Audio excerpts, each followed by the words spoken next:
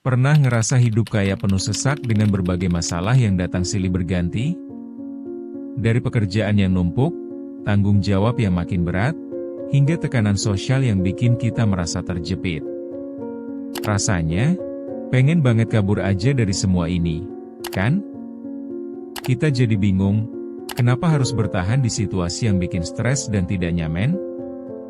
Di video kali ini, kita bakal bahas lebih dalam tentang keinginan itu dan apa sebenarnya yang membuat kita merasa ingin menghilang.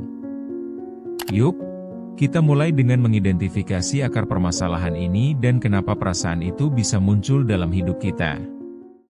Chapter 1, Kehidupan yang terlalu penuh.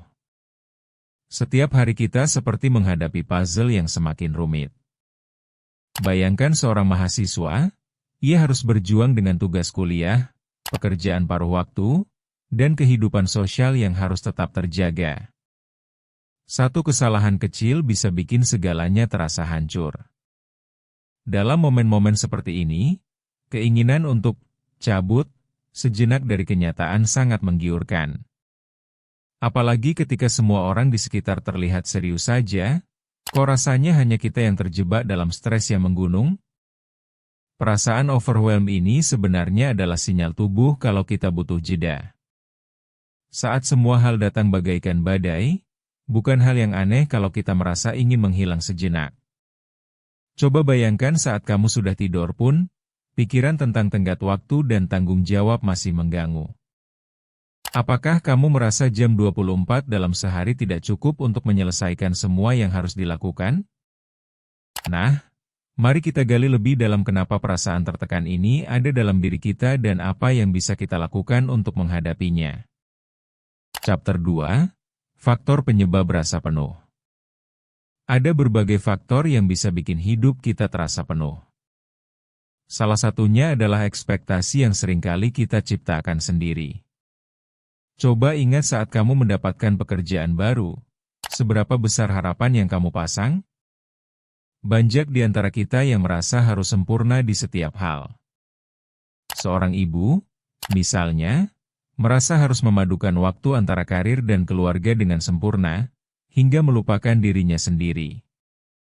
Rasa tidak puas seringkali menjadi pemicu yang membuat kita merasa ingin menghilang. Kita lupa, sudah berapa banyak pencapaian yang kita raih. Oleh karena itu, penting untuk mulai mengenali apa yang membuat kita merasa tertekan dan belajar untuk menilai batasan diri kita sendiri. Misalnya, setelah satu hari penuh dengan tugas, izinkan dirimu untuk bersantai tanpa merasa terbebani oleh opini orang lain. Tanpa itu, kita terus melangkah dalam siklus yang tidak ada akhirnya. Chapter 3, Kekuatan Overthinking. Overthinking adalah musuh terbesar kita. Ketika kita mulai membayangkan berbagai skenario buruk dari keputusan yang akan diambil, kita cenderung terjebak dalam ketidakpastian. Contoh, seorang ibu yang terus-menerus memikirkan tentang dampak keputusan kecil bagi anaknya. Rasa khawatir ini bisa menghambat kita melangkah maju. Alih-alih fokus pada hal-hal yang mendukung kemajuan, kita malah terjebak dalam kegalauan. Maka dari itu, penting untuk memahami bahwa tidak semuanya harus sempurna. Alihkan fokus ke hal-hal yang lebih produktif dan ingat bahwa kesalahan itu manusiawi. Setiap keputusan yang kita buat adalah bagian dari proses belajar yang bisa membawa kita pada jalan yang lebih baik. Jadi, jika kamu mengalami keraguan-raguan, coba tanyakan pada dirimu, seberapa sering keputusan kita salah? Biasanya itu justru memberi pelajaran berharga. Chapter 4, Mencari Makna dalam Kesibukan. Setiap tekanan dalam hidup membawa pelajaran tersendiri. Cobalah untuk berpikir, apa yang sesungguhnya kamu harapkan dari semua kesibukan ini? Apakah itu hanya untuk memenuhi harapan orang lain? Coba ambil waktu sejenak untuk refleksi. Dengan duduk tenang dan merenung, kita bisa menemukan kembali motivasi yang mungkin hilang. Kita bisa menyoal diri sendiri. Apakah mungkin waktu yang kita habiskan untuk memenuhi ekspektasi orang lain membuat kita kehilangan jati diri? Ini penting untuk menjaga keseimbangan hidup.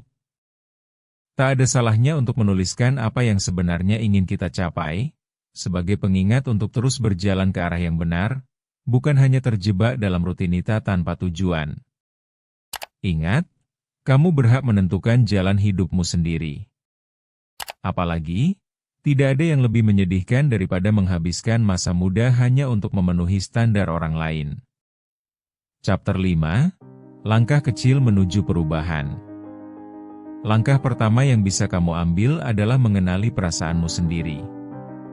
Tanyakan pada dirimu, apa yang sebenarnya membuatku merasa tidak nyaman? Hal ini penting agar kita bisa memahami akar masalahnya. Kemudian, coba buat daftar kecil berisi hal-hal yang bisa kamu lakukan untuk meredakan tekanan tersebut. Pertama, cobalah untuk menjadwalkan waktu istirahat yang berkualitas. Baiklah itu hanya sekadar menonton film atau membaca buku yang kamu suka. Kedua, berikan dirimu izin untuk melakukan hal yang disukai, tanpa merasa bersalah. Ketiga, ciptakan lingkungan yang mendukung untuk bertumbuh, baiknya di tempat kerja maupun di rumah. Jika perlu, bicaralah dengan orang terdekat agar beban di hati sedikit berkurang. Dengan langkah-langkah ini, diharapkan kita bisa menghadapi kehidupan yang terasa penuh dengan lebih positif. Setiap perubahan, sekecil apapun, adalah langkah menuju kehidupan yang lebih bermakna. Tentu saja, setiap orang punya cara masing-masing untuk menangani tekanan hidup. Jika kamu merasa video ini bermanfaat, jangan ragu untuk subscribe Ruang Tumbuh dan saling berbagi cerita di kolom komentar. Bertumbuh itu proses, bukan lomba.